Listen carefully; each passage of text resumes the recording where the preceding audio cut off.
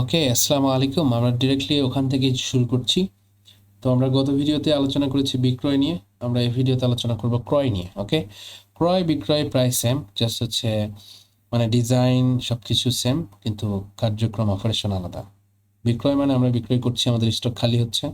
ক্রয় মানে আমরা কিনবো, আমাদের স্টক বাড়বে, এরকম সিচুয়েশন। ওকে, তো ডিজাইন সেম, সব কিছু সেম। তো আমাদের এটা চেষ্টা করবো যত তাড়াতাড়ি এই ভিডিওটা শেষ করা যায়, কারণ আপনারা অলরেডি এই ব্যাপারে জানেন, আমরা এই ব্যাপারে ডিটেলস আলোচনা করেছি। তো আমরা সরাসরি ক্রয়ে চলে যাচ্ছি। সরি।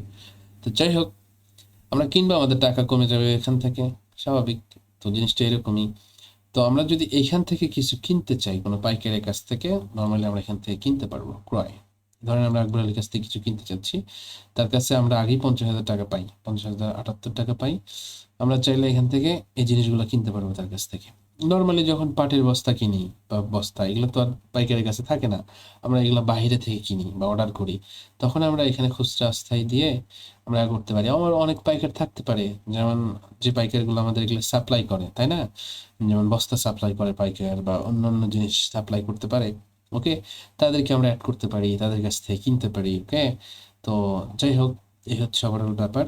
তো আমরা চাইলে এখান থেকে এই প্রোডাক্টগুলো আমরা চাইলে কিনতে পারবো, যেগুলো আমরা অলরেডি অ্যাড করেছি। যেমন হচ্ছে ধরেন পাটের বস্তা যদি কিনি আকবর আলীর কাছ থেকে, যদি থাকে, ধরেন হচ্ছে মাসুম মিয়া হচ্ছে আমাদের পণ্য সরবরাহকারী সাপ্লায়ার। ওকে, সে আমাদেরকে পাটের বস্তা দেয় সবসময়, তো আমরা তার কাছ থেকে পাটের বস্তা কিনতে পারি। ওকে, আর এটা যদি বসানো থাকে অলরেডি আপনার ইয়াতে, দামটা যদি বসানো থাকে বিক্রয় রেট অর্থাৎ ক্রয় রেট, সেটা অটোমেটিক্যালি এখানে বসে যেত। যেহেতু আমাদের নাই, সেহেতু বসতেছে না, আমরা ম্যানুয়ালি এখানে দিব। ওকে, তো এই হচ্ছে কথা। আমরা আমরা এটাতে আর কোনো অ্যাকশন করে দেখাবো না, আমরা অলরেডি বিক্রয় দেখিয়েছি। ক্রয়ের ক্ষেত্রেও সেম, জাস্ট হচ্ছে পার্থক্য পাটের বস্তা যেহেতু কিনতেছি, আমাদের পাটের বস্তার স্টক বাড়বে এবং আমাদের টাকা কমে যাবে যদি আমরা পে করি। আর যদি পে না করি তাহলে অ্যাডজাস্ট হবে। ধরেন মাসুম মিয়ার এখানে বিলে ব্যালেন্স জিরো, আমরা যদি তাকে হচ্ছে সাপোজ আমরা একটা উদাহরণ দিই, এর কাছ থেকে 100 বস্তা কিনলাম 20 টাকা হারে, তার মানে হচ্ছে 2,000 টাকা সে আমাদের কাছ থেকে পাবে, মিলের কাছ থেকে মাসুম মিয়া পাবে 2,000 টাকা। যদি আমরা তাকে পে করি তো করলাম, আর না করলে সেখানে -2,000 দেখাবে, তার অর্থ লাল করে দেখাবে। এর মানে হচ্ছে আমরা মাসুম মিয়া আমাদের কাছ থেকে 2,000 টাকা পানি না। তো এই হচ্ছে ওভারঅল এখানকার ক্রয়। ওকে, তো যাই হোক, আশা করি আপনারা সবাই বুঝতে পারছেন আমার কথা। না বুঝতে পারলে একটু দয়া করে বলবেন। ওকে, যে কি সমস্যা। তো এখান থেকে ছাড়, লোডিং লস্তা, মানে লোডিং খরচ ইত্যাদি এগুলো সব সেম। ওকে, সব সেম, এখানে কোনো পার্থক্য নাই। খুচরা বিক্রয় এখানেও সেম। তো পার্থক্য হচ্ছে এবার টাকা বের হবে, প্রোডাক্ট আসবে, এরকম।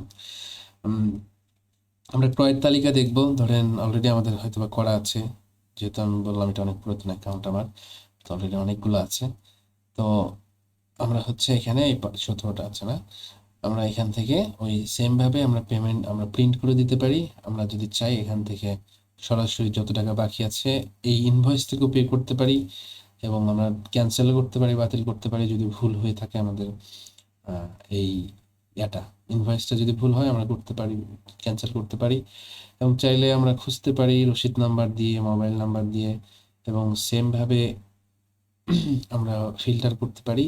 যে এর আগে ক্রয়ের বিক্রয়ের ভিডিওতে বলেছি, ঠিক সেম ভাবে এখানেও করতে পারি। আপনারা হয়তো বা খেয়াল করেছেন, ডিজাইন সেম, সবই সেম এখানে। ওকে, তো এই হচ্ছে ওভারঅল আমাদের ক্রয়ের তালিকার ওভারভিউ। আপনারা যদি প্রিন্টে চাপ দেন দেখবেন যে সেম থিং আসতেছে, যেটা ক্রয় আসছে বিক্রয় আসতেছে, বাট হচ্ছে আপনার এখানে শুধু ক্রয় রসিদ হিসেবে আসতেছে। ওকে, পাইকার নাম্বার ইত্যাদি ইত্যাদি এগুলো এইভাবে আসতেছে। যেমন এখানে বস্তা কিনেছি আকবর আলীর কাছ থেকে, আমরা 1,000 পিস 15 টাকা দরে কিনেছিলাম আর কি।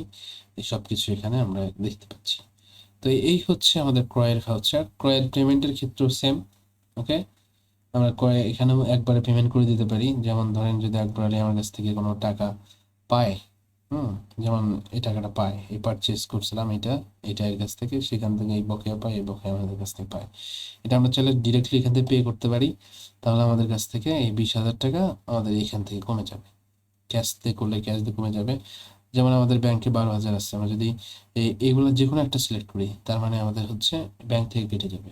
ওকে, ব্যাংক থেকে যেহেতু আমাদের 12,000 আছে, এবার আমাদের বাকি 20,000, তার মানে এখানে মাইনাস হয়ে থাকবে বাকি টাকাটা। ওকে, তো তখন আমার আবার কন্ট্রোল এন্ট্রি করতে হবে। তো জিনিসটা আর কি একই। তো এই জন্য যেখানে টাকা থাকবে, যে ক্যাশে, যে যে অ্যাকাউন্টে, সেই অ্যাকাউন্টটা আপনারা এখানে সিলেক্ট করবেন। তো এই হচ্ছে ওভারঅল আমাদের ক্রয় ম্যানেজমেন্ট। ওকে, আপনারা এখান থেকে ক্রয় ম্যানেজমেন্ট সুন্দর মতো করতে পারবেন। আশা করি সবাই বুঝতে পেরেছেন। যদি কোনো প্রশ্ন থাকে ক্রয় নিয়ে, আপনারা দয়া করে আমাকে জিজ্ঞেস করবেন, আমরা আপনার প্রশ্নের অ্যান্সার দেওয়ার চেষ্টা করব। ঠিক আছে, সবাই ভালো থাকবেন। আসসালামু আলাইকুম ওয়া রাহমাতুল্লাহি ওয়া বারাকাতুহু। নেক্সট ভিডিও হবে স্টক এবং ইনভেন্টরি নিয়ে।